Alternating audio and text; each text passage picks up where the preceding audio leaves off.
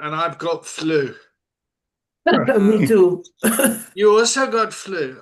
Yeah, Oh, it's too cold here. It's Ah, 24 degrees here. yeah. Yeah, no, Cape Town is closer to 30 today. Yeah, Sorry. it's beautiful, yeah. so Marika Davides from Transvaal, but Oh, and he's in Cape Town now for the first time ever. He's gone from Portugal to Cape Town. oh Yes, wow. Welcome How to are, yes. how Cape old are Town. you, Davide? 59 this year. Never been to Cape Town. Lucky Yeah. bastard. Welcome, welcome. Thank you. Are you from Cape Town, America? Yeah, that's right. Yes, yes, I am. I am. Bo- Yeah. Born and bred. Oh, not born, but bred. Yes, I was born in the Free State in Bloemfontein. Oh, in the But States. yeah, I grew up in Cape Town. Okay.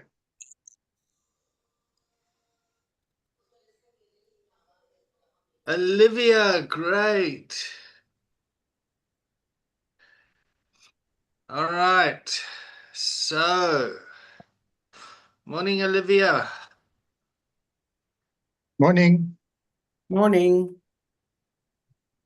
All right, Davide, you were first. Can you see the screen? Yes, I can. All right. Read it, my friend. Alrighty, pre-recording consent. You act, LERO. Before we begin recording, I want to make sure everyone is aware and comfortable. This session is being streamed and recorded as part of the U Act, LERO's mission to build recovery capital and challenge stigma. Your personal Nee. safety and comfort come first. If at any time you would like your contribution or your recording deleted, please say so, and it will be removed without question. Please remember, take personal responsibility for what we share, for what you share. This is in an adult learning environment, not therapy, mutual aid, or a faith-based organization. If you are happy to proceed, please give a verbal yes or use the chat to confirm your consent to the recording. Yes. Yes. Yes. Okay, hang on 1 second.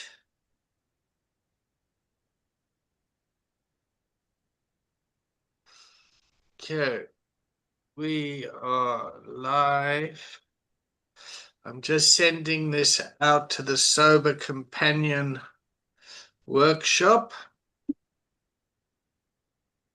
Whoops, I was sharing there. I hope not too many people's personal information was caught on the screen. Hey, it becomes a thing, huh?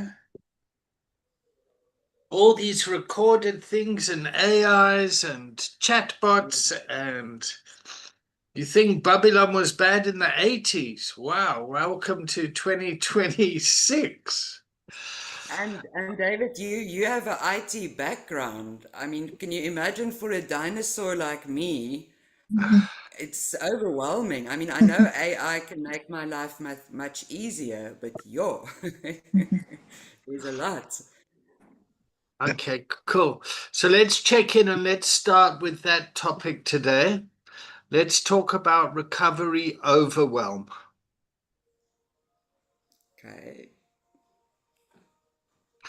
Okay, so David, check in. First of all, I'm feeling fluey. Physically, I'm fluing.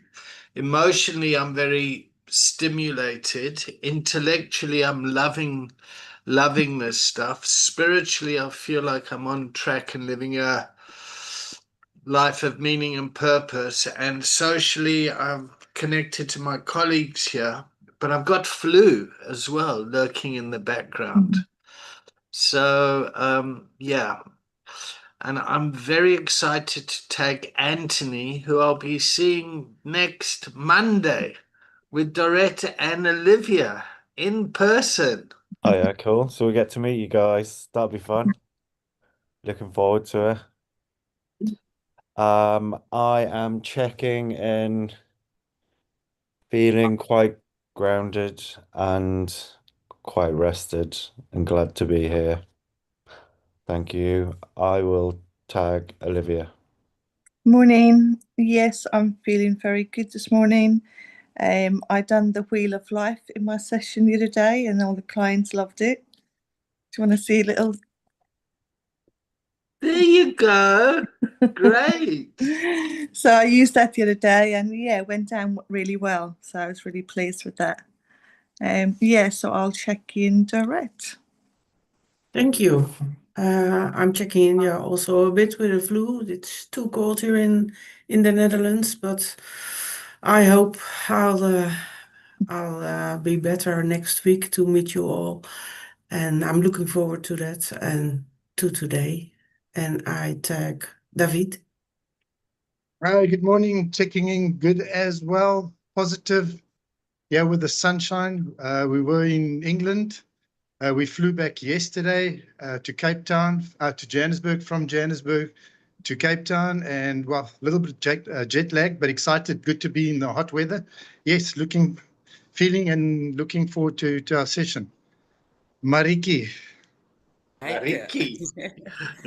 Um, I'm checking in physically hell of a hot. I just had to rush through to my parents because our Wi-Fi is down in where I live. Intellectually, I am curious. Emotionally, I am grateful. Spiritually, I'm connected, and socially, I'm disconnected at the moment, but that will get better. And I'm looking forward to the session. Cool. So, Marika, are you feeling socially connected here in this container? In this container, yes, yes. Yeah. So, and as part of this platform, are you starting to feel included and a part of? Yes, very much so. Thank you. Yes. All right. So I want to talk about the tension between feeling overwhelmed with people's enthusiasm, yep, and technology and all that sort of stuff, and how that might impact your coachees. Okay. So I'm going to leave you guys with this for 1 minute, and Olivia's going to take the container. Morning, guys. Yeah, nothing really is happening much. I've done all the online course the other day. So I've completed that and got my certificate. Yeah, so it is quite all over the place, consuming all this information is quite like over daunting, and yeah, so good place to be at. Direct, how are you feeling? Uh, yeah, I'm feeling quite strong at the moment. Things at home are yeah, good these days. But I'm also always aware of yeah, things that might go wrong. But for now, I am quite calm. So it takes you to in my work, everything. It's always a bit more relaxed at the moment. So that's good. That's good. And yeah, shall I take the next one, Anthony? Thank you. Yeah, I am. Yeah, I'm good. I think where I'm at on the course, I'm trying to get my coaching hours. I've probably done 100 hours of these sessions now. So I just need to get them some coaching hours, and I've done the coursework. Um, and I guess you know what, David, I often find it overwhelming with AI. I work in the tech industry in Mhm. my career, and just seeing how it changes and what people are using your data for, and I think it's a crazy, crazy time. It's kind of why I want to leave the tech industry. It is a bit overwhelming, and it moves so fast. Yeah. Yeah. And And as much good as there is coming from the technology, there's also a lot of bad that we don't really see. Yeah, it's like you're not kind of getting the emotional side when you're kind of using the AI and stuff Yeah, like that. It's the kind of not being in the room and kind of like communicating with other people. That's what I'm finding kind of the difficult part in. yeah, yeah. And in my experience, I spent 9 years working at a digital risk cybersecurity startup, and the public only really see the surface level of the Yeah. internet. All of the crime and all of the stuff that goes on behind it's it's terrifying. Mm. Mm. And when I get overwhelmed, it often just, I just want to run away and live in a shack in the woods, away from it all. But yeah, I think that's my experience of it. I guess for people coming into recovery who aren't that, techie or whatever, they don't have the skills, I guess, joining Zoom calls and Mm. meetings and all of that, that can be quite overwhelming as well, I imagine. Mm. May I jump back in now? Yeah. Okay, so Olivia, how was that? Just being dropped in it. I was like, oh, what do I say?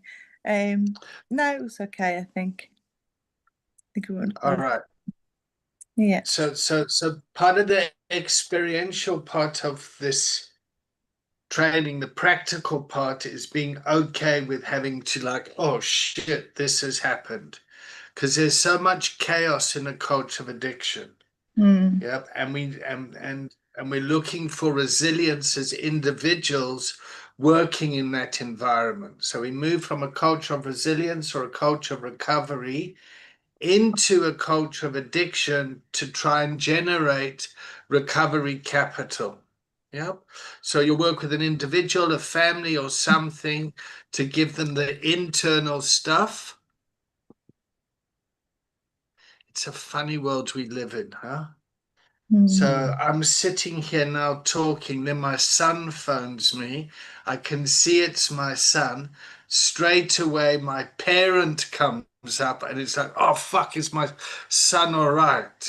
And now I've got to hang up on my son, come back here, and I've got my parent in the background of my head going, is he okay? Is he okay? Is he okay? Yeah. Mm. And one of the challenges with technology as well is the constant barrage that keeps coming Mm. to us and our roles that we play. And this isn't just for our industry, it's for everything. So Anthony was coming from a finance background, working in tech, yeah, Mm. and like being a finance guy and having all this information coming is can be fucking overwhelming. Yeah. Okay, it's not going away though. You can fight it as much as you like. It is not going away. And what we can do is to try and incorporate it in a way that's beneficial to ourselves and our clients and humankind. Yep. Yeah. So some people can get guns and kill people, and other people can get guns to just kind of help with hunting or something. I don't know. Maybe that's Mm. not the best analogy, but you can get money and you can do good things with it, or you can do bad things with it. It Yeah. becomes something neutral. Yeah. And but that'll come out later in the training when we're talking about ethics and all this sort of stuff. Because we do get to be in a position of power with people that are very vulnerable and overwhelmed. So, for example, you'll get a family that comes in that's feeling overwhelmed, will do anything you tell them.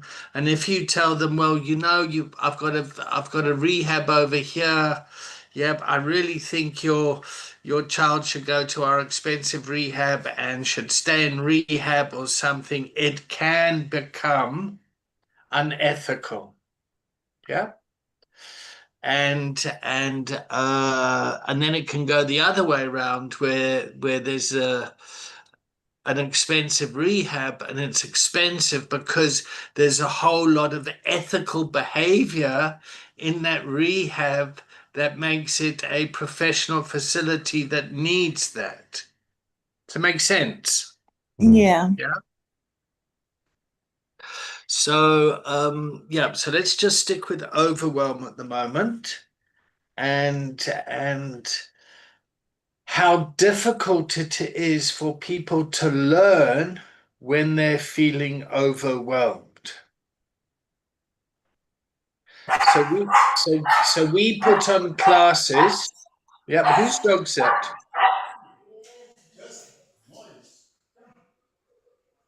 Okay, I'll tell you what, it's not my dog. Not my dog. Not mine. I go. It's actually is Johan's dog. Sorry. Oh, right, okay. All right. So notice how Mareka shifted responsibility there. Mareka, do you know where the mute button is? Uh, whilst we're talking about technology, Yep, you found the mute button. okay, You don't need to okay, mute now, though. It's fine. All right. okay, cool. So that's another thing as well, learning on the job. Yep, like I don't know what to do, but let's work it out. Let's work it out together. Yeah. So now Mareka knows where the mute button is. Mhm. Yeah. Do you know it? I mean, these are little things, but they all kind of add up and continuously go. All right. So everyone here has been around a while, huh? Yeah. Yeah, you've all done this training. You're either quite a far way down on this training, or you've done it before a couple of times. All right. So let's focus on Dorette for a second. Yep, Dorette's flying in next week. Yep, to do a 2-day intensive in-person training, a sober companion training. Yep. All right. How are you doing, Dorette?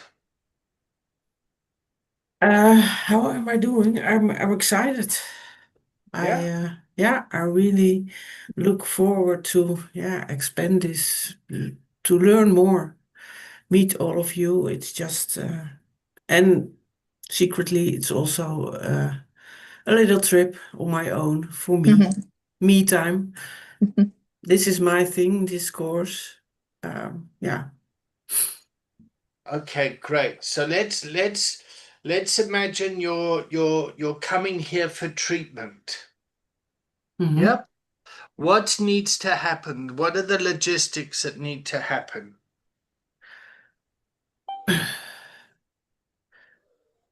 If I come over to London for treatment, Well, you're well, coming over for training. for training, yeah. Yep. But let's imagine that was treatment. Yeah. So you need to get to the airport. Mm-hmm. Yep. You need an airplane ticket. Airplane Yep. ticket. I need a kind of a visum. Do you need a visa? Now a special ETA or something. How is it called? Yeah. It is. It is just a formality, but a Okay. formality of 18 euros, 18 euros. Yeah. Okay. Things like that. Okay. Which airport do you land at? Gatwick. Gatwick Airport. What time do you land? 10 minutes to 9 In the in the morning or evening. in the evening? Okay. And who's meeting you at the airport? Olivia will. Okay, great. So here's your sober companion. Mhm. Olivia's going to meet you at the airport. You're excited. You're coming over to London for treatment. Yep, I'm going to have a little break from my family and I'm going to go off somewhere and I'm going to get better. Yeah. Yeah, Yep, that's the idea. Yeah. yep. I've got my plane ticket. I've got my visa. What else? Is there any special medication? No, Yeah. I leave every stuff behind. That's the idea of treatment, isn't it? Well, that's the idea. However, that's not the experience of people. Okay, great. All right, Olivia, let's go to you. Yep. Yep. Where do you live? In Kent. It's probably Okay. about 45 minutes to Gatwick Airport. Okay, great. So you knew where the question was going to. Yeah. All right. What are the flight details? I haven't got them yet. Okay. What are you going to do if there's a delay on the flight? I'll get the information from Durrett and I'll just keep a look on to see is everything okay. And me All and right. So Durrett will be in contact with each other as well. great, great. So there's communication happening between you and the client. Yeah. Yep. All right. Great. So you're meeting them at the airport. Yep. And I'm assuming Dorette's going to be staying with you for the night. Yes. Yep. And then you'll be traveling up to the treatment center Yeah. in Battersea. Yes. Yeah. All right. And you need to be there by what time? 10 o'clock. Morning or night? Morning. Okay. How are you getting there? I think I might drive. You're going to drive, you It's think? it's an hour and a half by train and it's 45 minutes by car. So I think car. Okay. Yeah. All right. I still got a And week to figure all that out. yeah, so you can see all the things we got to start to juggle Yeah. can become overwhelming. Yeah. Yep. Okay. All right. Yeah. Is there any insurance that needs to be signed? Yeah, I'll ensure her to make sure she gets back to Holland or Netherlands. Yeah. Okay. Are there things like travel insurance, things like this, medical insurance? Like these are all sorts of additional things that people just don't even think about Yeah. and just say, ah, fuck, go to rehab, go to Africa, whatever. Yeah, I'll meet you here. We'll go there. We'll live happily ever after. Yeah. To make sense. Yeah. Yeah, Okay. I have a travel insurance and my medical insurance should cover if something happens to me. Okay, great.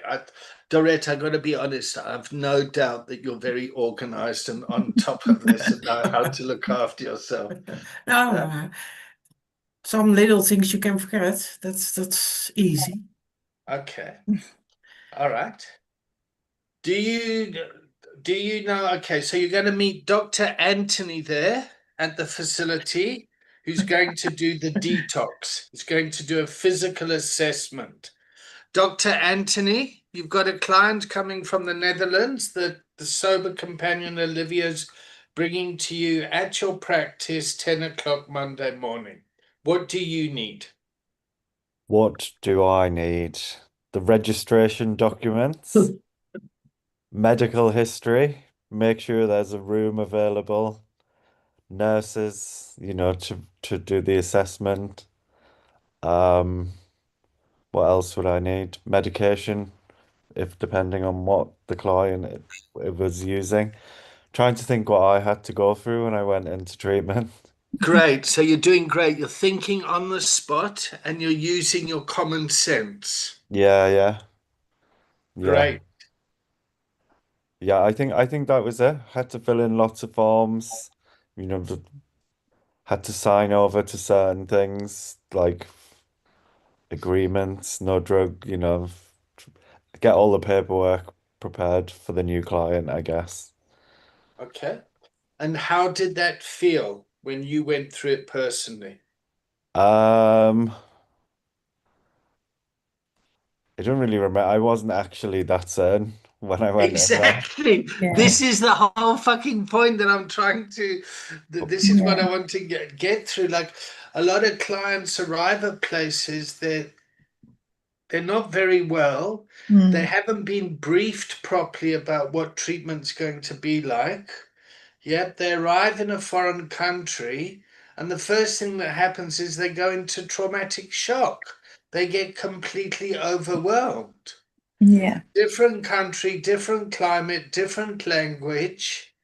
Yep. I was told I was going to see giraffes, and I'm now spending time in a clinic, and my phone's been taken away.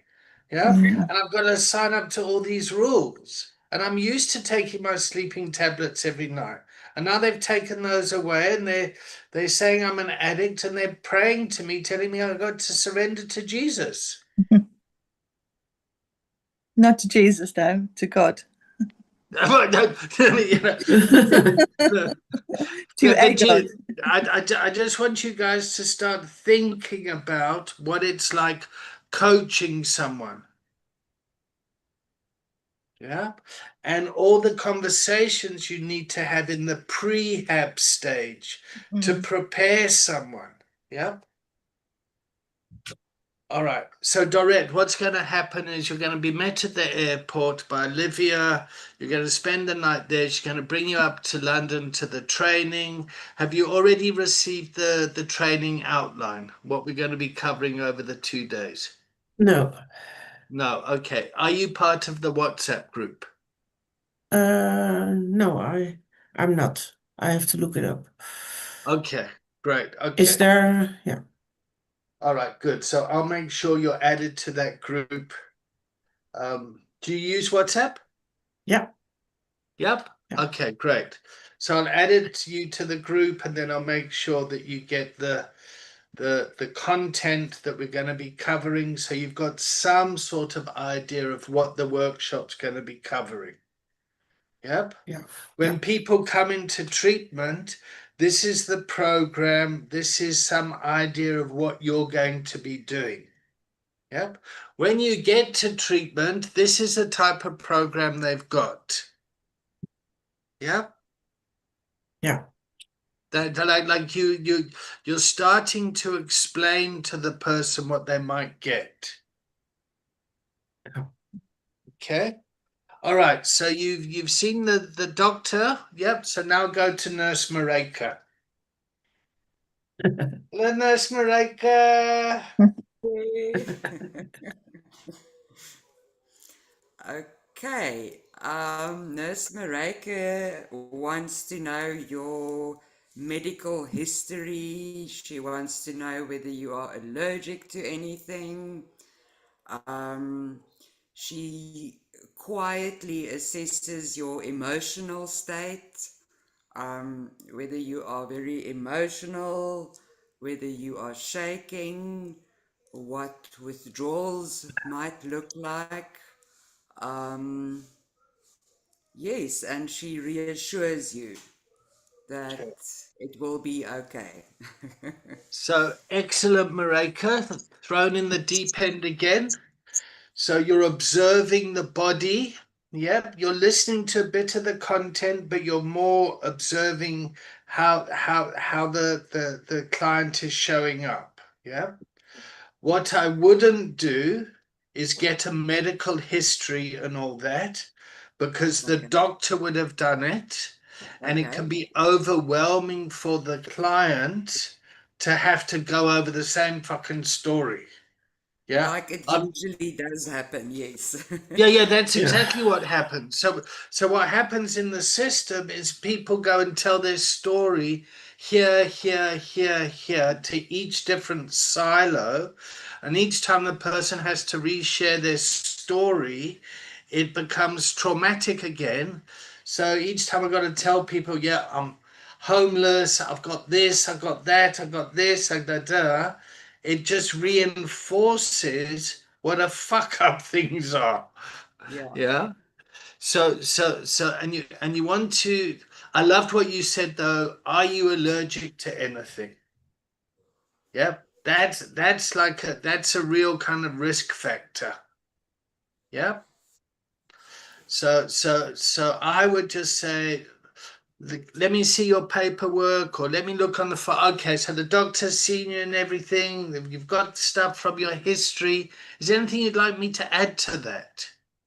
Okay. Yeah. Yeah, but just relax. You're here for a while. Settle in. Does that make sense? Mhm. All right. Okay, so Dorette, are you allergic to anything in Not terms of that I the know. training now? Yeah, some kind of medication. Yeah, I am. Yep, okay. But any allergies, food No, allergies or no. anything? No.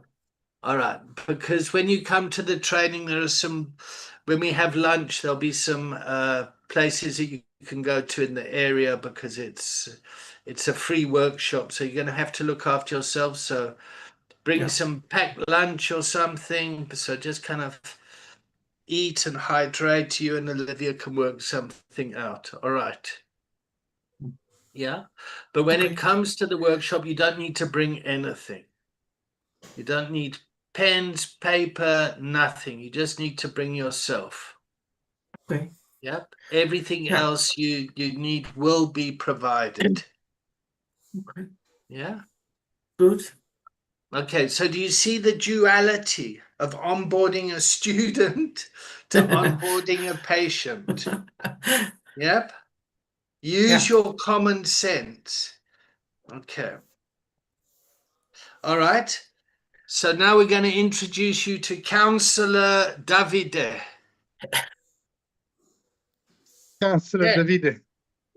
Hello, Okay. Counselor. I've never been to a rehab. So my roles, Okay, that is not your opening line to your client. That is where you keep your lived experience to yourself, Davide. no, I mean, from basic, I wouldn't know how to approach in the beginning. What do I, from my side? Okay, so I would say, I would reassure him about the program. I would, Okay, so first of all, I think Dorette is identifies as female. So if you go in and reassure him, yeah. I'm the Hi, wrong rhythm. hi, Mr. Dorette. Yep. I just want you to know I've never been to rehab, and are yeah, we learning through laughter, people? Are we having fun? Hey, it's a Yeah. question. I'm yeah, serious. Are we having Yeah. fun here? yeah. Are we learning? Davide, my humor's not shaming you too much. No. My experience, yeah, it is what it is. So, but yeah, if yeah, that situation like it comes in, I would sit down.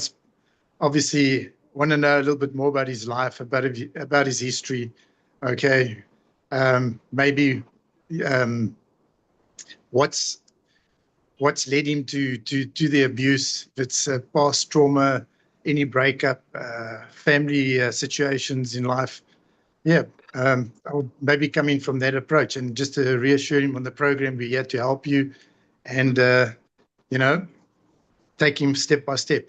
Uh, Okay, yeah, so let me just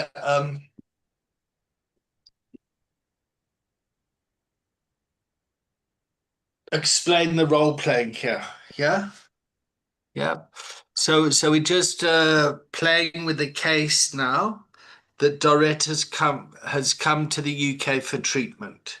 Yep. She's been met at the airport by Olivia. Yep. Olivia is her sober companion. It's got her to come to the treatment centre in London. Dr. Anthony Williams has seen her and has now sent her to the nursing station to see Mareka. Now she's being allocated to you. Yep. And you're the counsellor. Yep. So this is the first session. Yep. And you're part of a multidisciplinary team. Yep. How would you what would you want to get out of the first session? out of the first session. From my side, what would I, well, to reassure him, to add positiveness, hope. Am I in the right direction? Okay, so what are you feeling right now? Are you feeling a bit Um, overwhelmed? oh, I am feeling overwhelmed, yes. Actually, Fantastic. Okay, great. So let's just start there. It's like, okay. So I'll role play for you, Davide. Hi, Dorette. Welcome to treatment. God, I'm feeling so overwhelmed at the moment. There's so much going on here. Yep. What do you need? You've just arrived. You've just flown here. You've seen the doctor. You've seen the nurse. I'll be your counselor. What do you need? Uh, well, I've already seen two people. I'm a really little bit tired now. So I don't want anything right now. Okay, great. All right. So why don't I get you shown to your room? Yeah. Yeah, And we'll take it from there. And when you're feeling settled, we can set up some formal counseling sessions. And I'm yeah, going to speak to the therapeutic team here. And I see that you're here for 3 weeks. Yep. So and you've flown in. So let's just get you rested and we'll take it from there. How does that sound, Davide? yes. Huh? I'm in the picture now. I understand. Yeah. Yeah, Okay, yeah. your Now, overwhelm's coming down, yeah, huh? yeah. Yeah. And I think the most important thing in this environment is when we're overwhelmed, is to say it, is to bust it, to put it out there, as long as it doesn't fucking leak out too much. yeah, Yep. And then also to just say something like, fuck, I'm feeling overwhelmed. How are you yeah, doing, Dorette? yes. And then Dorette will most probably say, oh, you know what? The airport was late. Yep, the duty free was closed. I had to wait for the air hostess to keep bringing me drinks on the plane. Yeah. yeah. All right. Cool. So, how do we get her to a bedroom?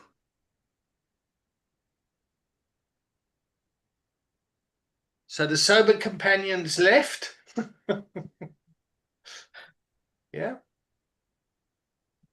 Nursing. Yeah. Oh, nurse is happy to show Dorette to her bedroom. Okay, great. So here's your bed. Here you are. This is a button you push if you need us, whatever. You're in the physical part of detox now. Yeah. Yeah. All And do I right. get some medication now? Yeah. Oh, Oh. Dorette, you're a proper junkie. Good for you. You see, she knows hello. Do I get I some know. meds? Answer the question, Mareka. What medication are you referring to? Is it chronic medication? I really need something. I'm a bit shaky. I don't know what you Okay. have for me. Did Dr. Anthony prescribe anything? Do you know? There was nothing in the medical records when I checked. But for the detox, I do get something, don't I?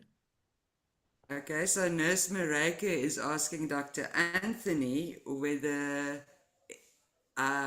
it is safe to give Dorette, I don't know, diazepam, or she seems a bit shaky.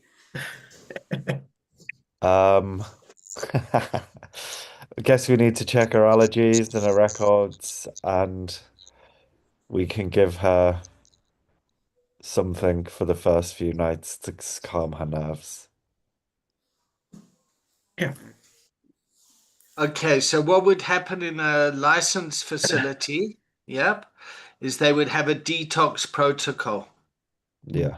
Yep, they would kind of say what the substances the person's got, and they'd have some sort of detox protocol. A detox protocol is basically says this is what you do with this situation.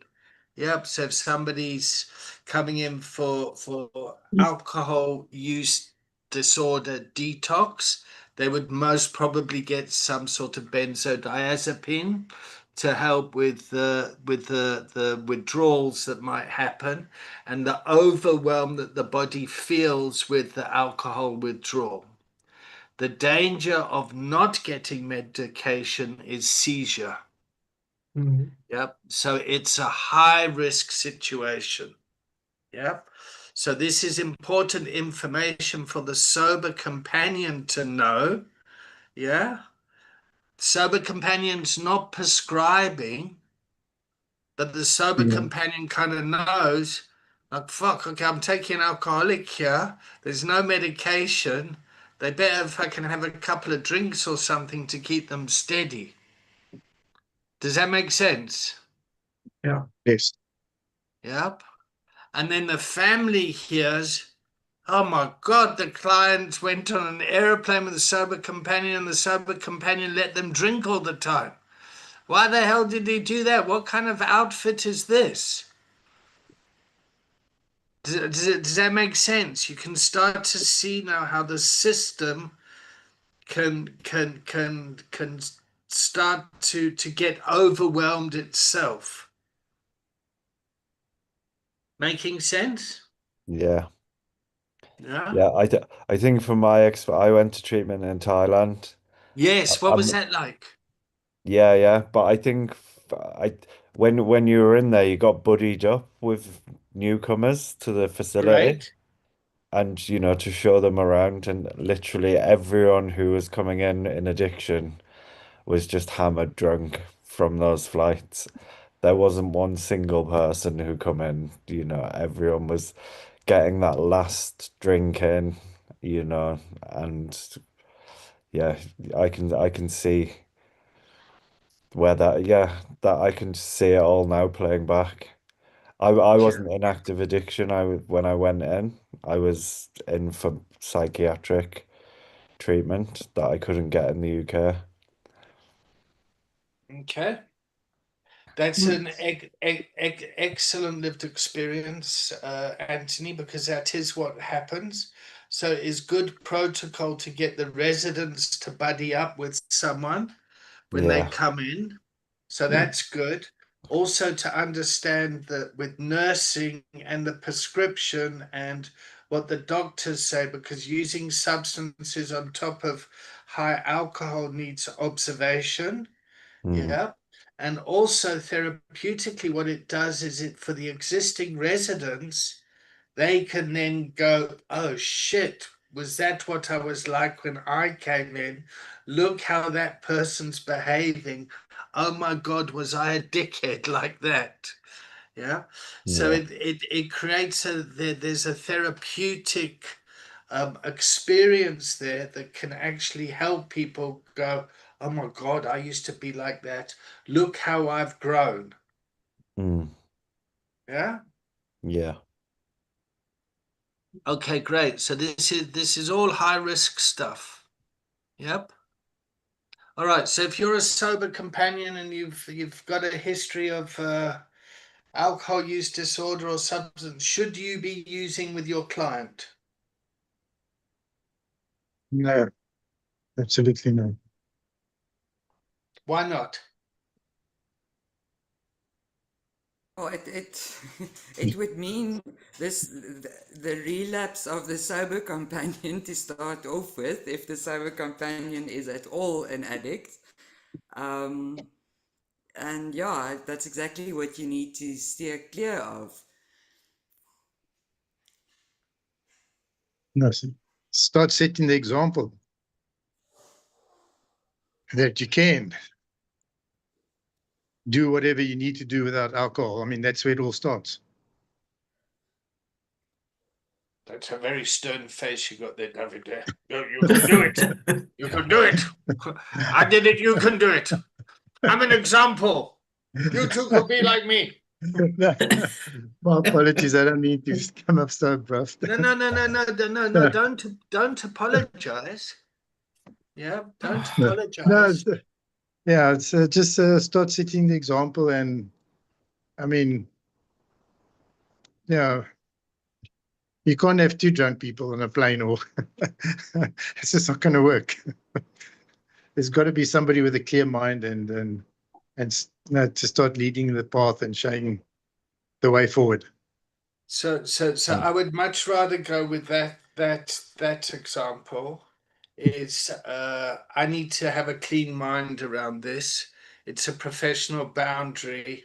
Yep, I I, can't be drinking with clients or yeah. It's I, just no. I'm working at the moment.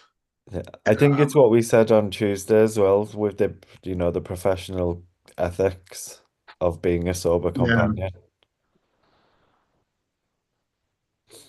It's just a no-go, isn't it? yeah, If you want, you're building a reputation as a sober yeah, companion in that space, and you're getting pissed to your clients.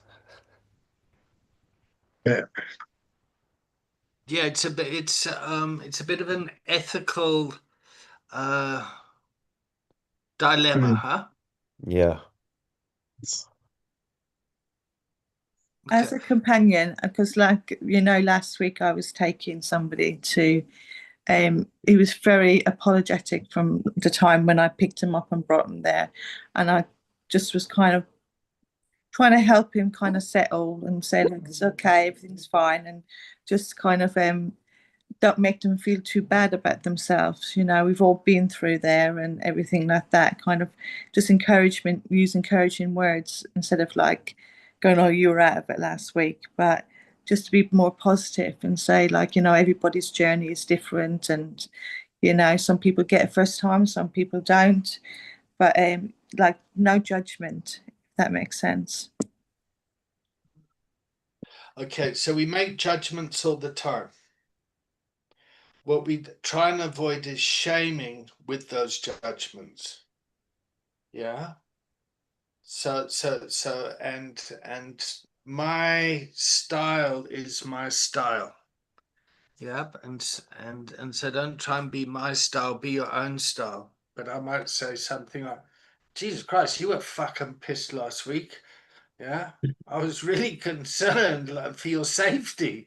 Yeah. But it's lovely to see you here now. Do you know what I mean? Because and that's where I kind of use humor to kind of say the truth without being judgmental as best as possible. It's quite an art building rapport.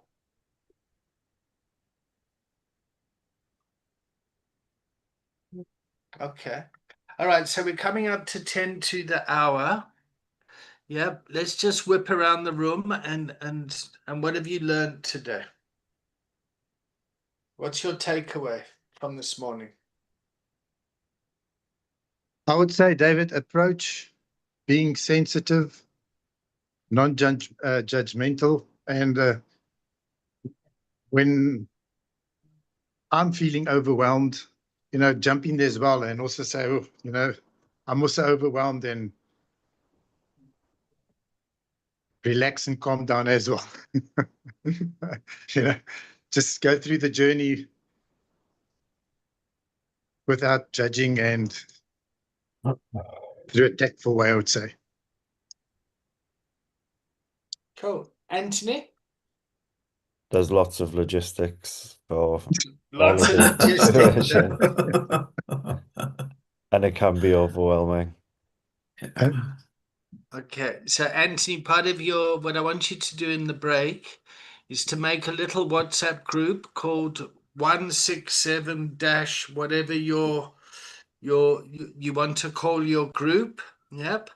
And then I want to add me as an admin and you as an admin and your colleague that's coming with you for Oh this yeah, training. Tyler. Yeah, great. So you've got a little group there that we Yeah, know that this is where you're coming from. yeah, Does that make sense? yeah. Great. And then Olivia, I want you to do the same and add Dorette to your group. Okay? So there's a little communication path of logistics. All right. Olivia, what have you learned from the first half? You're muted. You're muted.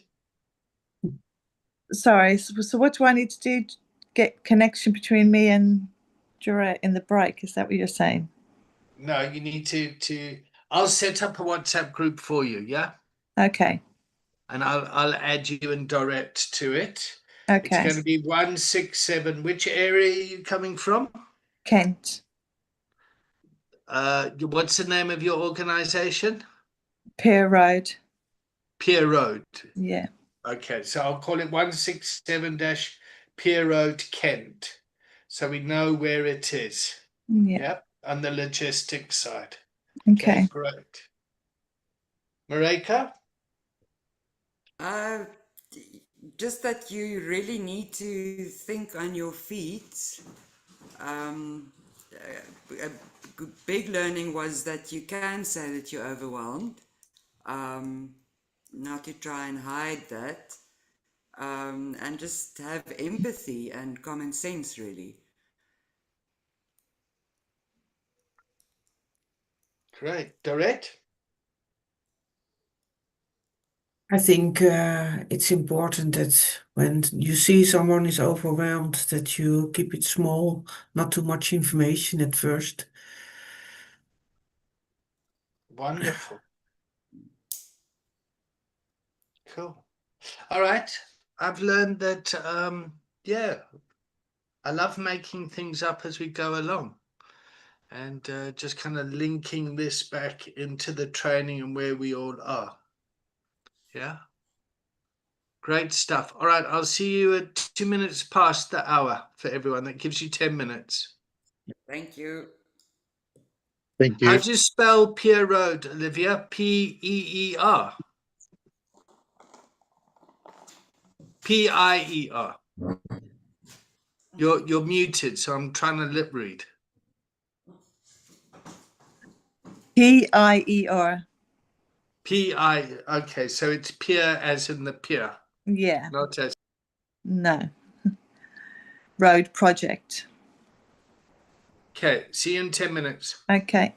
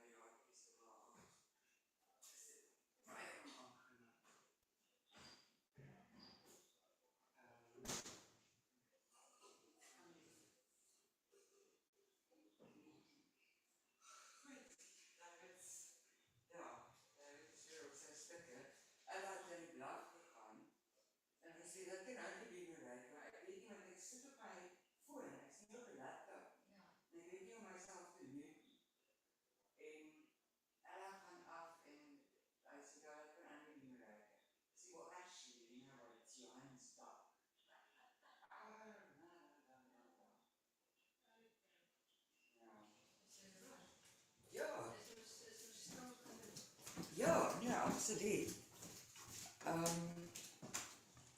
As iemand nou, hier is nou 'n nuwe laptop. Reggie het gesê ek moet een gaan kry. Hoe het jy nou nie weer gekry? Ja, Reggie het gesê ek moet een gaan kry. Nie vir my sê ek dis vir die. Maar wat vir werk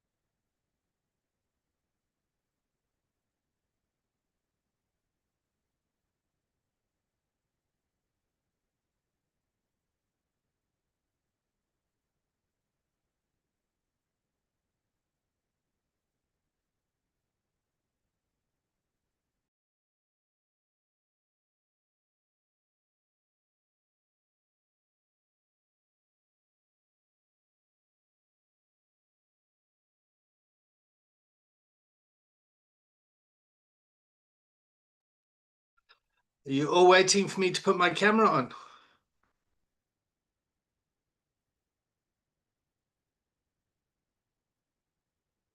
Well, while I'm waiting for you, I'll finish my coffee. Oh, there we go, Anthony. I was Olivia, making a coffee quickly. there we go. Okay. Mareka, I had to mute you. No, relax. It was relax. And I just want you to know, I'm not sure how many people on this call understand Afrikaans.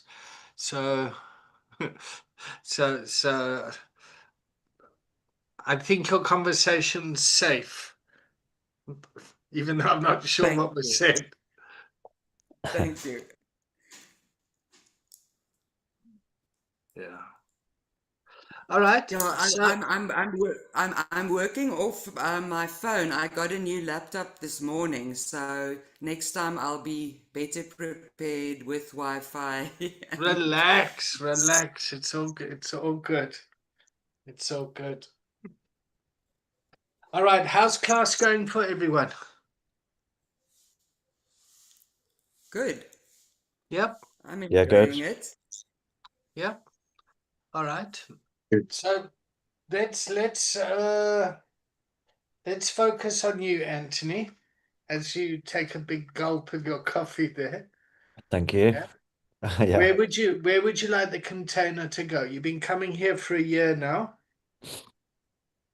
Yeah. Where would I like to the container to go? Maybe finding an agenda for the second half of this Great. container. Okay.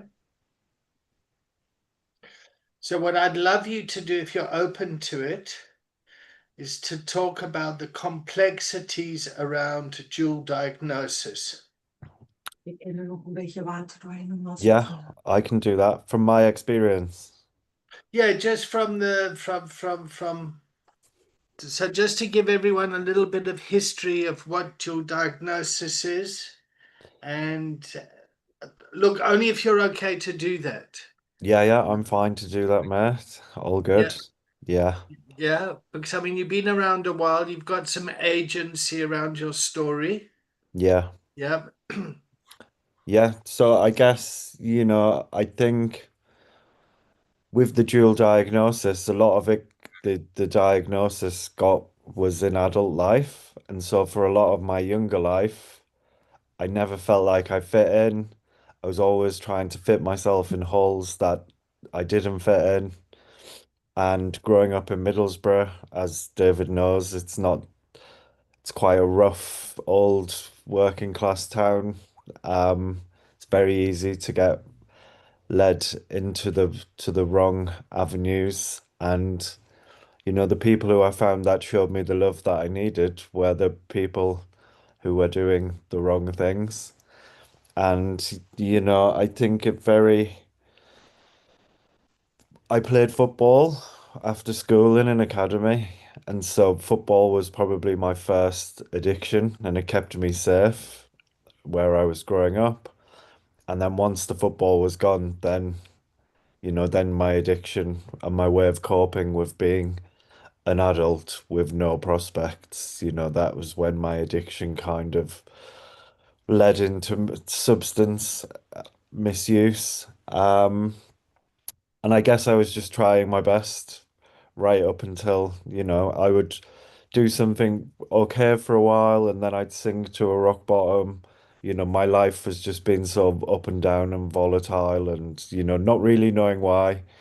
And then the overwhelm that we discussed, trying to fix myself all the time and then getting burnt out and overwhelmed and it's just a crazy, it's not I was able to stop substances for a few months and then I'd go back worse, I think my addictions were never like, well, they were if I let them, but if they were never like I was dependent 24 hours, it was when I started and it changed, took me out of how I was feeling with the dual diagnosis on a day-to-day basis. Once I started, then I didn't want to stop because it was changing the way I felt and like my mind would settle down, and depending on the drugs I took, it was elevating me. And I think, it's only been since I've tried all the therapies, EMDR, CBT, DBT, counselors, and it took going to treatment and I've been suicidal on many occasions, like the highest of the highs and the lowest of the lows with dual diagnosis. And when things are like they are now, I'm like at my baseline and it's just flat because I'm medicated flat. I don't get a lot of emotion or joy, but I'm stable and I'm functioning. So it's like, yeah, it's a crazy ride with the dual diagnosis. And I guess until I surrendered to my addictions in treatment, that, you know, I didn't want to give them up in treatment because that's how I socialize. That was my whole identity of like socializing with people, And without that, I didn't know how I was going to cope, but it took me to a rock bottom in treatment to surrender to that. I can't use those because my mind is a very fragile place and chucking loads of substance abuse in there as well in that washing machine, it's not helpful. Yeah, so it's been quite a journey of self-discovery, and I guess I'm 40 now, and I think this is the most self-awareness I've had, and it's a full-time job just to remain stable, you know. And I guess that's what I'm quite anxious about going back into the working world because I've realized that caring for myself and keeping myself stable and present for my son, it is a full-time job. If you let one thing slip, has a knock-on effect, I have to live a life of recovery as the priority and live with a life of self-care and self-priority. You know, it's quite a journey, I will say. Anthony, thank you so much. Yeah. Okay, can we take your live story quickly and just play a bit with it? Yeah. All right, so team, yep, I want you to act as one person, yep, as a team, yep. So I want you to act as a sober companion or a peer recovery coach that's just met with Anthony and to come up with a plan.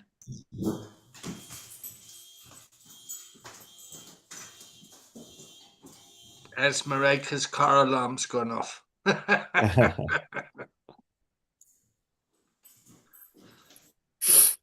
Okay. Does that make does that make sense to everyone?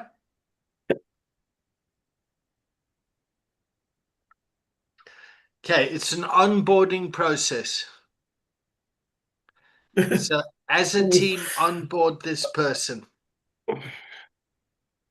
So we're talking about the first time we meet Anthony. Hmm. So we check about his mental health state and his You've just safety. listened to his story. He's just given you a history. Okay. Yep. So don't ask him any more questions. Okay. Yep.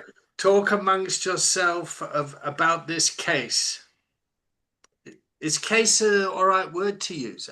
Let's rather say this human being. Let's talk about Anthony the human. Okay, so we're not communicating with Anthony. We are talking about him. As if he was in the room. Okay.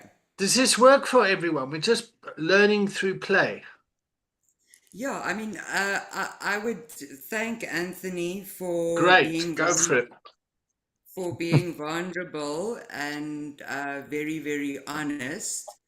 Um, Thank you, Anthony. I really relate to the deal diagnosis. I battle with that as well, and I really want to commend you for being as honest as you were. Um, yeah, I think as a team, we need to bear the duality in mind, and yes, I'm not sure if there are any other people or team members, therapeutic group who want to add anything. Just first of all, welcome and thank you for your story. It's quite something to deal with. I can also relate to the story. Um, how are you at this moment? Being here, overwhelmed, I guess. Yeah, I feel over. I guess if I'm arriving to into this environment, I would be feeling overwhelmed, yes, and anxious.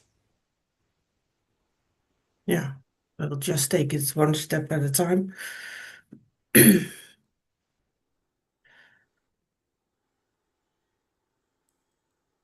So what's everyone seeing here? Yeah. So here's Anthony. Yep. Male from Middlesbrough, 40 years old. He's a father. He mentioned a son. He mentioned that he played football. He mentioned that when the football stopped as a kid, he was kind of a bit lost around that. He made friends with the wrong crowd, if there's such a thing, but they gave him what he needed. Yep. So I would say he met the right crowd. Yeah, He was having his needs met. Yeah. Like the community wasn't providing the resources for him to have his needs met, so he went out and found them. Yeah. And I would say that Anthony is quite stable at the moment. He's got insight to his dual diagnosis and his recovery around substance use disorder, which he most probably self-medicated with. mm, Yep. And then he mentioned that he was feeling very flat, stable but flat. I think he said he was kind of flatlining from the meds. Yep. yeah. Um, and I would start with maybe a question like, Anthony, have I got your story right? Is there anything that I've missed out? Is there anything that we need to add? Uh, no, I think that's it, you know. That's Yeah. Okay, great. yeah. All right. Wonderful. Well, it's great having you here. Um, what do you want to get out of coaching? What do I want to get out of coaching? I want to continue to build on my recovery to date, um, and find purpose and meaning within a Find life meaning in and recovery. purpose. Okay. All right. And what support have you got around you? Um, I have a therapist, a Okay. mental health coach, Yep. a psychiatrist. Yep. I have a sponsor, two sponsors from Okay. different fellowships, Great. and um, few friends in recovery. Okay, great. So the thing I'm making up in my head now is that Anthony's got a lot of support around him. What's really kind of something I want to kind of flag is, has he got psychiatric support? Yep, just in case something needs he needs to be hospitalized again or something. So as a coach, I want to know that's there. He's got a therapist to help him with his therapy side of things. And the reason I'm having this conversation is for us as coaches to just be aware of the resources around him, so so the lack of those resources don't come into the coaching relationship. Does that make sense? So, for example, what I mean by that, if he, if he isn't seeing a therapist, yeah, some of the untreated stuff in therapy might leak into the coaching relationship. Does that make sense? You see a lot of scope creep. You'll see people that are sponsoring in the fellowship that go out of the realm of sponsorship, and they start saying, well, you need to come off these meds, or you need to do this or that, or we're just trying to manage the boundaries of what a professional recovery coach is. Yep. And where we are in the training is from a systemic perspective. You're looking at the system around the individual. Yep. So we took Anthony's history now. He just kind of opened up and told us about it. We didn't really ask probing questions. We just said, tell us a bit about yourself. And then he delivered it. Does that make sense? He was given the agency to tell us what he wanted to tell us. Does that make sense? Yes. Yep. How are we doing, Anthony? Yeah, good, I think. Yeah, I think so too. It Yeah. feels like you're being treated with love and respect. Yeah, Yeah, and care. yeah. Yep. All right. Not being stigmatized. Hair.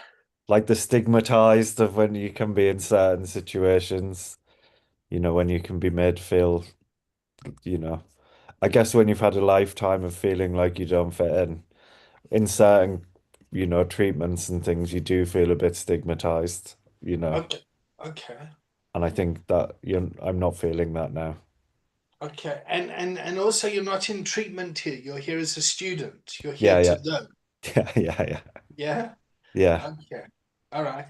But I want to build on that quickly because I want to bring in the concept of Fakao and the clinic. Yeah. So the word clinic comes from French and it means place of bedside learning. So when patients come into a clinic, yeah, they should be treated as students so they can learn about themselves and their diagnosis and learn tools to help them in their recovery. Does that make sense? Mm. Yeah. And from our perspective, it needs to be kind of patient led or individual led. Yeah. Not us saying, well, you must do this, this, and this. This is what your recovery looks like. It must be like, okay, wow, where do you want to go now? Now that you're kind of stable, you're seeing your son, you've sold your house, you've sorted out your finances, you're thinking about different career. Yeah. Yeah. The coach's role is to have conversations that are going to move him and the system forward. Yep, we always want to forward the learning, deepen the action, and forward the learning.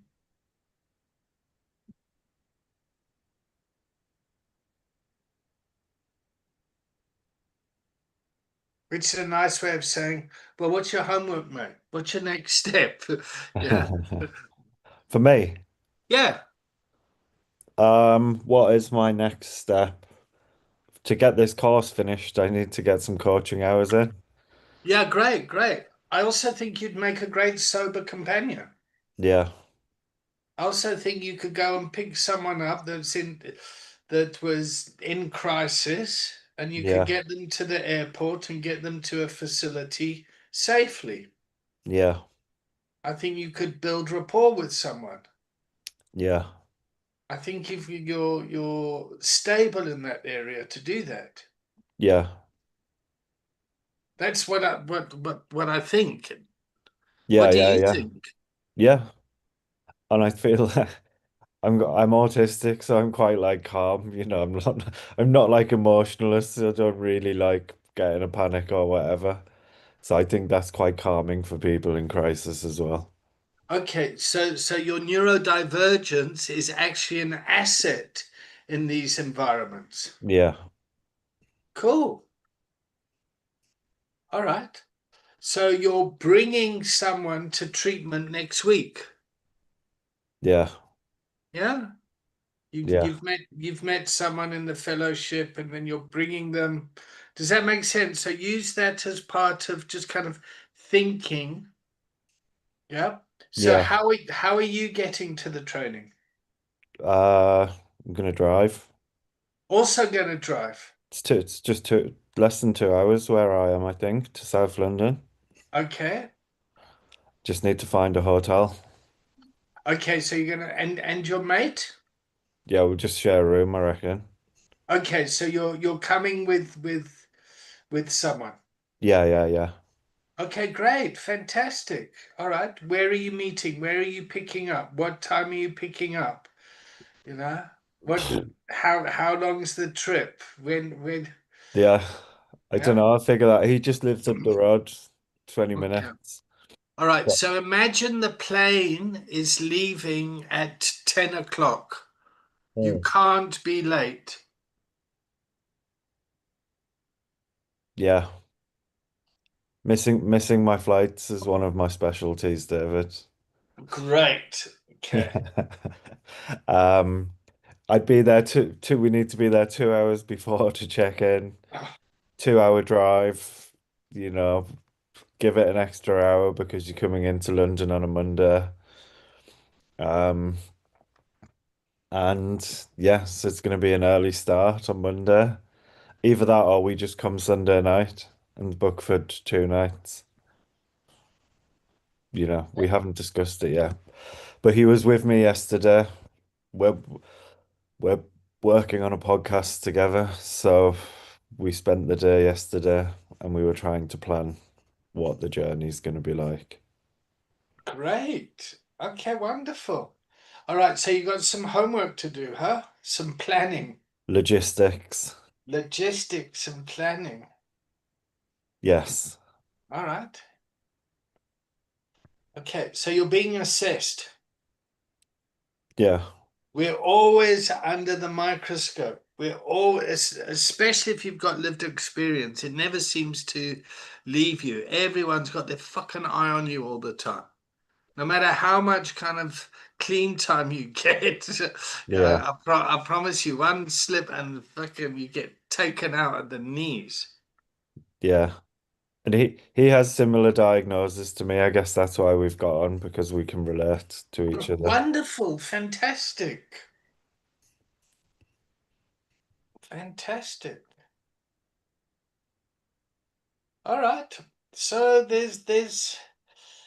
I love the way the container's going. Davide's been doing some traveling, some sober companion stuff. Olivia and Dorette are kind of doing it. You're doing something, Anthony. Yep. And Marika, you've had to juggle the fucking. My laptop broke. I got to get on a call. I got to find Wi-Fi. I got to change areas. I got to. Okay. So Marika, is this your second class this time? Was last week your first class? Last week, Tuesday, yes, at 10 o'clock your time, and then again 2 o'clock I joined. Okay, so last week Thursday, and then you came Tuesday. Yes, And no. So I started last week Tuesday. yeah, last week. Okay, so you did Tuesday, Thursday, Yeah, Thursday, Tuesday, Thursday. So you've done 5 classes now. yeah, Fantastic. All right. yes. So what have Thank you you. learned in these 5 classes? Uh, that the theory isn't all that scary. The way you facilitate is very practical, and yeah, I'm learning a huge amount around being authentic. Okay. All right. Yeah. So let's do one more role play. Yep. Dorette, you be an HR manager. Yep. And Davide is your executive in the organization, and you're phoning up Mareka to case manage Davide because he's an executive and he's fucking pissed all the time. And he's going out with clients and getting drunk with them. And it's good for business, but his wife is about to divorce him. All right. So I phone Marijke. Hi, Marijke. Can I have a chat with you about David? I'm worried about his, I don't know how to call it, his behavior when he goes out with clients. We heard that he drinks a lot and it is affecting his work and obviously his personal life. What can we do to support him, to have a chat with him? Okay. Dorette, yes, it sounds like David definitely needs help. Uh, Let me just understand what help you have offered thus far. Have you had a Um, conversation with Davide? Do you want me to talk you through how to have the conversation with him? yes, I didn't have a conversation yet. I thought we might do it together. Okay. Because I think it will be a difficult point to tell to him. So perhaps we can do it together and figure out what options we have um, as offering him some kind of help. Or perhaps we should first talk about how he's feeling about it himself and how he sees this. Okay, so no conversation has been had with him at all. He's not aware of No, the problem himself. not Okay. yet. No. Okay. Well, yeah, I think he definitely needs to be made aware of the problem. I'm very happy to have that conversation with you together with Davide. Okay. Shall I make an appointment with him? Yes, absolutely. You have all the Yeah. time, I guess. Yeah. Okay, Okay. let's go. What could go wrong in this situation? I think, Um, yeah, he might be overwhelmed by us pointing this out to him. I think, yeah, he might deny Okay. it. So because if he could. if you know that, yeah, Dorette, if you know that, why didn't you bring that into why didn't you bring your wisdom into the conversation now? With Marijke. Okay, yes. Yeah. Yeah. You know, like I want you to see, like you know the answer to this. you kind of know, like, fuck, if I bring this conversation to David and now it could cause problems. Yeah, and that's why I asked her to do it together, because I expect problems. Yeah, okay. I need Now some support. Yeah, you need the support. yeah, Wonderful. Okay, great. So before we go and work with the person that has a problem, we work with the person that's in front of us. That is the person that needs coaching. That is the client. yeah, Does that make sense? Okay. Okay. yeah, And a lot of what happens is people start talking about what they think should happen, yeah. but in their guts they actually know what should happen. hmm Yeah. So I would have really supported something like, fuck, Dorrit, it sounds like you've got a problem, huh? You've got this person in the workplace who's, doing well, drinking with the clients. The clients love him. Yep. And his personal life is leaking into the business, and people want you to do something about it. And it seems like your hands are tied. Because if you go and confront him about it, what would be helpful for you, Dorrit? Because I really don't Uh, envy the position you're in. That's a big sigh, huh? yeah. Now, I think these kind of conversations are fragile. Very Um, fragile. Yeah, you're he absolutely right. he's a good employee, so what is good for me to do? The business Okay. is important, but Business. the way he's acting is not good. It's not, Yeah. we cannot. Okay. Is he breaking the law? Is there a law about drinking under work time? I don't know. Well, I mean, maybe he's driving a company car and Yeah, he's been pulled okay. over for drunken driving.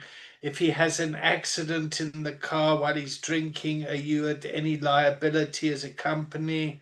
I don't know. I'm just asking some questions to. Yeah, yeah, that's a good point.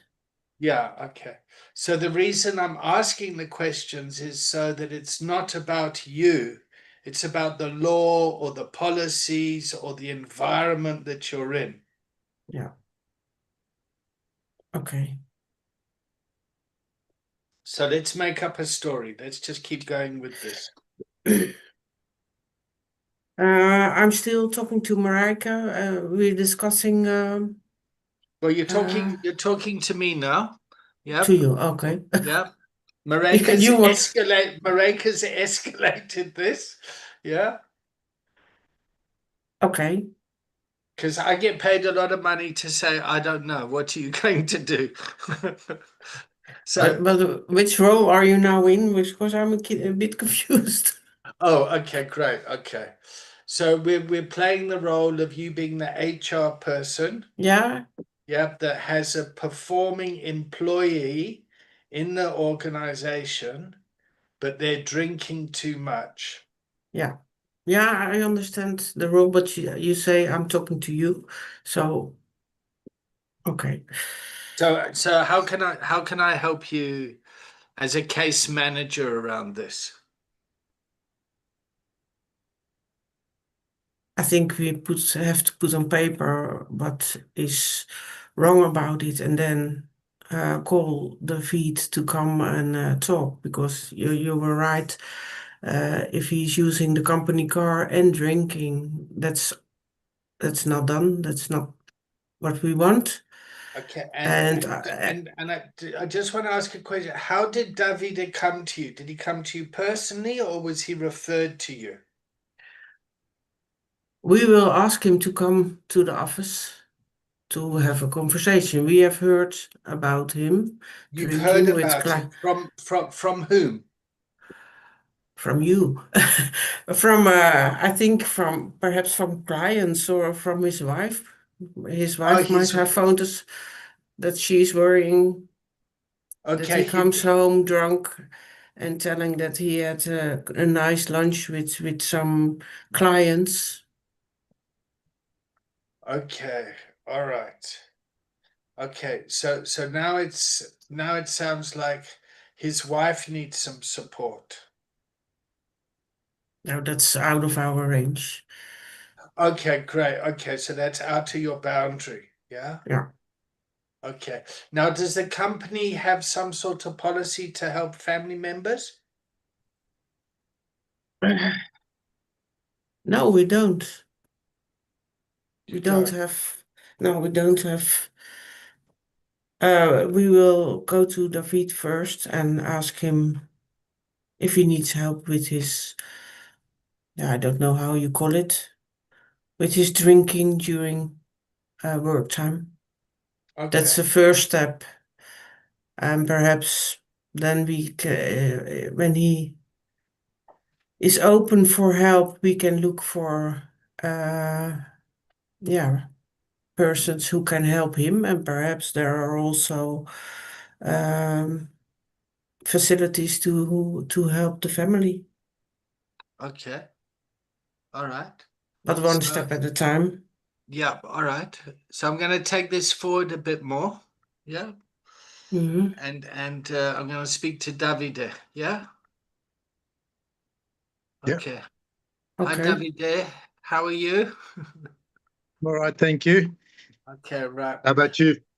Yeah, no, I'm all right. I'm all right. My name's David Collins. Yeah, I'm an outside consultant, and I've been asked by HR to have a meeting with you. Are you aware of that? No. No. Okay. Fuck. That must be a surprise then. Yeah. Okay. Are you all right to have a conversation with me? Yes, I am. Yeah. Okay. So there's a bit of an agenda here. Yep, and the agenda is there's concern about you and your health. Just to give you some facts, yep, is your wife phoned HR and your wife was concerned about you, and HR said that they don't do anything. They can't step in, but they want to be helpful because they see you as a valuable employer to the organization, but they sort of feel that they have some sort of duty to, because your wife's phoned them, to give you some support. And I think HR really wants to know what support and help would look like. And I think that's why I've been asked to talk to you. Um, but I also think no, Regarding? huh? Well, I mean, Regarding? they're obviously concerned about your health. Yeah. Why would they be concerned? Well, why do you think? Uh, why do I think? Well, that's why I'm here to, so that you could tell me what's the concern, what's my wife's concern, what's the company's concern. I'm not aware of my health being sort of affected in any way. Okay. All right. Well, I don't really want to go further then. If you don't like, I'm still trying to work out whether you want to talk to me. Yeah. But Yeah. I'd like to talk to you. I'm interested to know why and where this is coming from. Have I behaved inappropriate at meetings? Have I come late? Have I? So Yeah. it, I don't know. I don't think this is punitive. I don't think this mm, is here to punish you, but I think this is mm, more like of concern, and we value you. How can we value you more? What would be helpful? okay. Yeah. Um, And I mean, one of the company's values is we care about our staff. Yeah. And I guess this is this in practice, offering care. all right. How is your marriage going? And by the way, I'm not a marriage counselor or anything. I've got 3 ex-wives, so I just want you to know that is not my skill set. I would say it's not. I know she gets very upset when I come home late after meetings and I reek a little bit of alcohol. But, when we're at these meetings, a lot of things happen. Deals are made around a couple of glasses of whiskey or a couple of glasses of beer. So, yeah, I think, especially if I come home a bit late. But, yeah, I think otherwise, I wouldn't say there's too much of a problem besides the late coming and smelling a little bit of alcohol, I'd say. Okay. When last did you have a physical? When last did you see a GP and get a general executive health check? Well, we have one every year. Okay. That's company policy. So, yeah, being in the construction industry, yeah, every year. I know that my blood pressure is a bit high, but Yeah. I think that's due to a little bit of over drinking. Okay. Okay. Okay. All right. And what did your GP say about your blood pressure? Well, he's given me some medication at times, but Yeah. he's asked me to cut down on the alcohol. Oh, okay. So your GP's had some concern about your alcohol. Correct. Yeah. Okay. Hey, it's not easy, huh? You No, got it's not. You got pressure from the clients. Yeah, they want to drink and party and celebrate. You've got health and safety issues working in construction, and I'm sure you're not pissed at work, but celebrating with the clients, going home, smelling of alcohol has upset your wife. Yes, Yeah.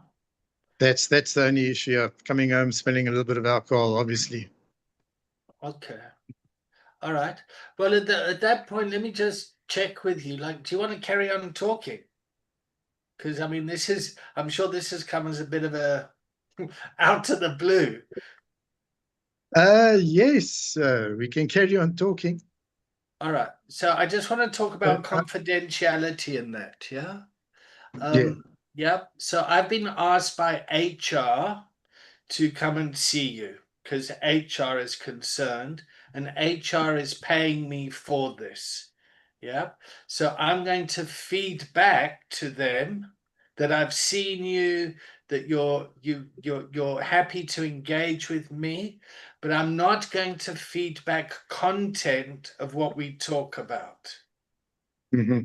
Does that Understood. make sense? Yeah, What I understanding. Yes. am going to what I am going to encourage you to do is for you to speak to HR or your wife or whoever around what it is. So I want you to manage those relationships. It's not for me to do that. I got you. Does that make sense? It does. Yes, All right. Okay. absolutely. All right. So let's just leave it there. Let's set up a formal session. When's a good time for me and you to meet? We can chat for an hour. I would say preferably on a Friday, late Friday afternoon will be fine, or early Friday morning. Okay, great. So let's do Friday morning. Yep.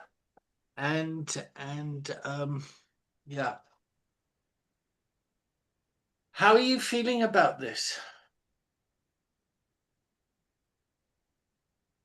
At the moment now, anxious. I'm anxious to hear what the company's concerns are. I've always made my deadlines. I've always produced. I've always functioned.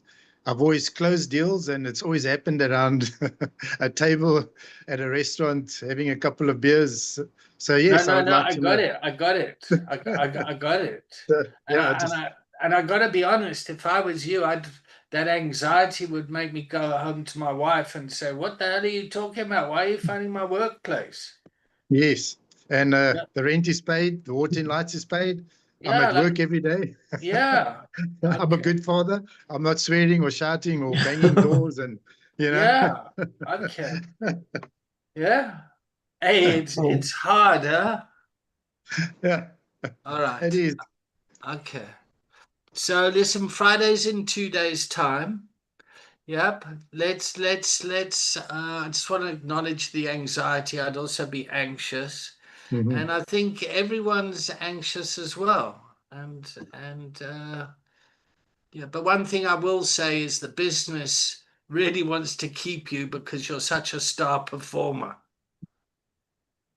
I Thank don't know you. about your wife. I don't know about your wife, but that's not for me to say. All right. I'll see you Friday. Thank you. All right, no worries. See you on Friday, David. Okay. Cool. All right. So, Mareka, put on your professional HR hat based in South African law. Yep. Did I break the law there? If you want. No, did I? I'm asking you because as I'm talking and role playing, I'm thinking, oh, fuck. Am I allowed to do this? Am I allowed to have this conversation?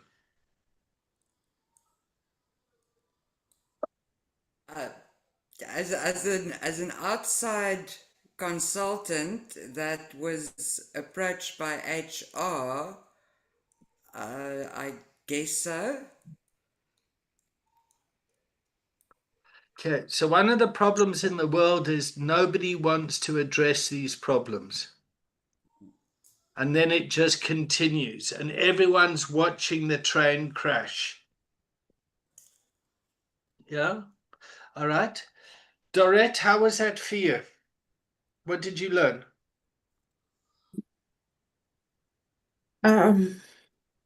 Yeah, well, your approach was clear, but yeah, nice. Not blaming him for something, just putting some points and let him tell what might be the problem. Okay. Anthony, what did you see? Did you learn? Sorry, I've been in and out of this. I've just had a call. Okay, no problem. Olivia?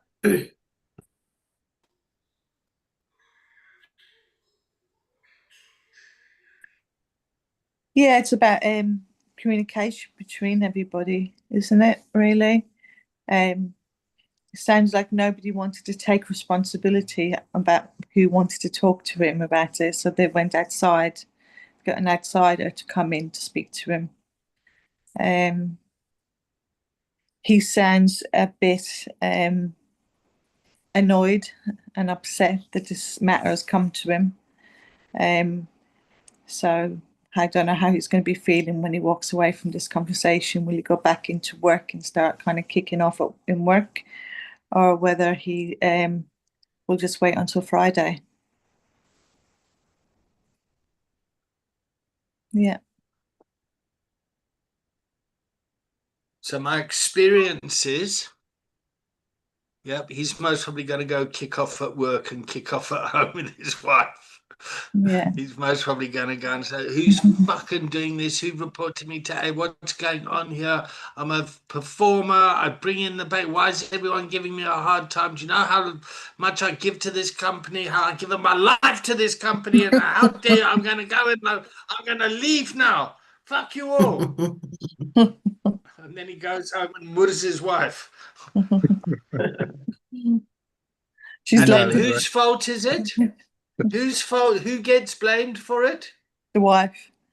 HR. Me. We'll get blamed for it.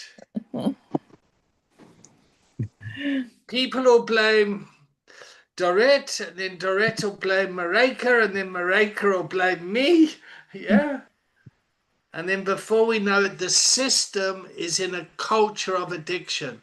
Blame, justification, denial. The system isn't in a place of recovery and resilience. The system feels overwhelmed. The system hasn't got the resources to have these conversations. Mm. And we've just gone in there and popped that boil.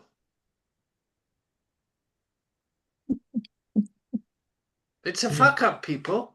Mm. Please, yeah. How many road deaths were there in South Africa last year, Davide? Yeah.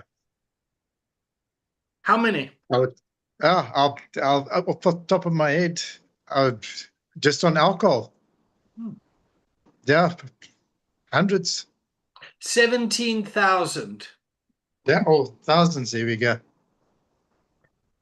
Okay, so just put that in perspective, particularly for our European friends, where they have like 4 or 5 road deaths a year. Yeah, Yeah, it's like yeah, 17,000. yeah. Like it's. I mean, drinking and driving is a hell of a fucking problem in South Africa.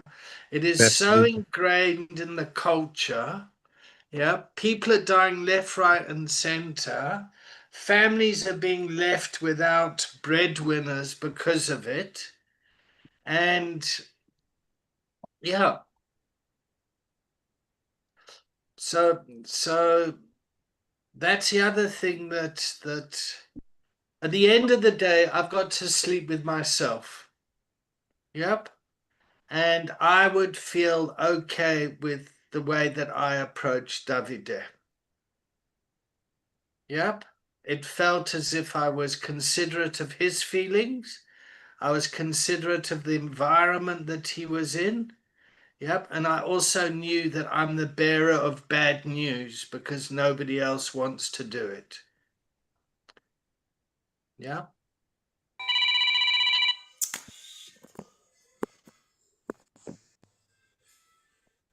Okay. Let's wrap today's container up.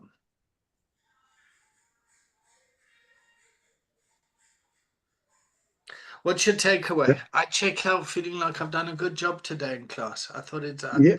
I enjoyed it where we were. I Yeah, liked your approach, David.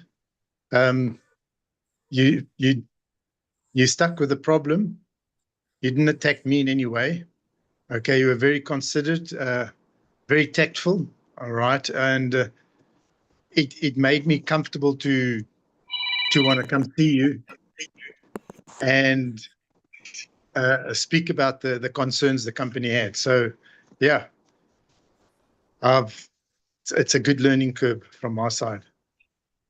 And let me just clarify that quickly. The company didn't have concerns about your work. Yes, The yeah, company didn't know how to support your wife. Yeah, but your company correct, had some concerns that they weren't able to support your family and correct, that this and stuff wasn't able to was being put to the company's doorstep. But as far as the company's concerned, you're a fucking star employer. yeah, and they were concerned about my health, Your what doctor it's was doing to me. concerned about your health. Your doctor was Correct, concerned about your health. The correct, yes, company has a policy in place where you go and see an executive physician once a year. And your physician said to you he was concerned about your health and your blood pressure as a correct. result of your drinking. They put the ball back into my court. I know That's, why there's issues with my health. yeah, So that great. approach is, I learned a lot. That's eye-opening. So the coach from a systemic perspective is who's the person here that needs to, what voice is needed in the system? Yes. Okay. Anthony, you want to check out? Yeah, I'm checking out pretty good. I enjoyed this medium of learning today. I thought it was quite good, the role play. I missed a chunk of the second bit there, so I apologize for that. But yeah, I think it's good to understand the dynamics and be in that position situation and the role of the coach or the sober companion in comparison to other roles within someone's recovery and treatment. So I found it helpful.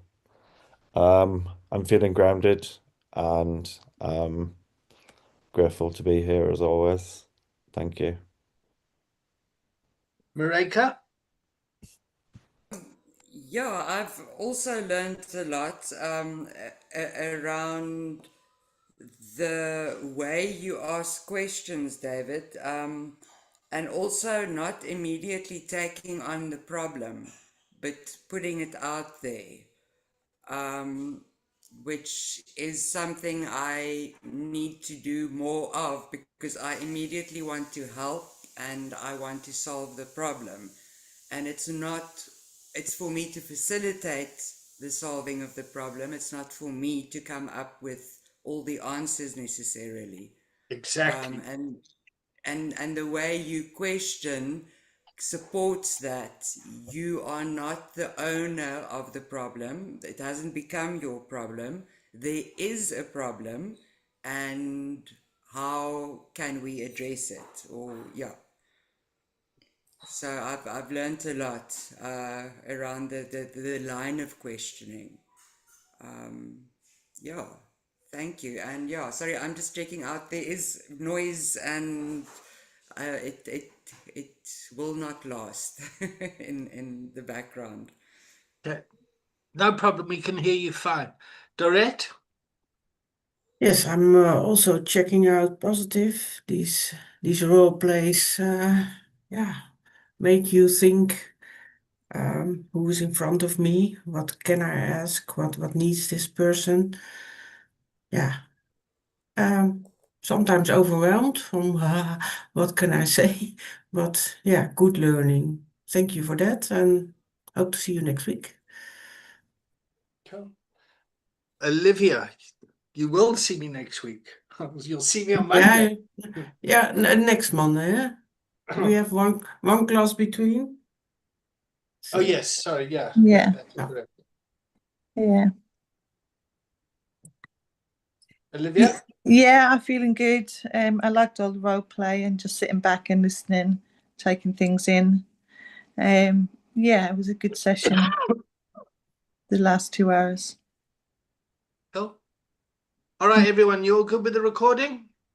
I'll Yeah. send it. Yeah. I'll send it through the Mauni Eye, and we'll get some wisdom out of that too. All right, everyone. Good. Thank you. Thank you, guys. Thank you, David. Bye. Cheers.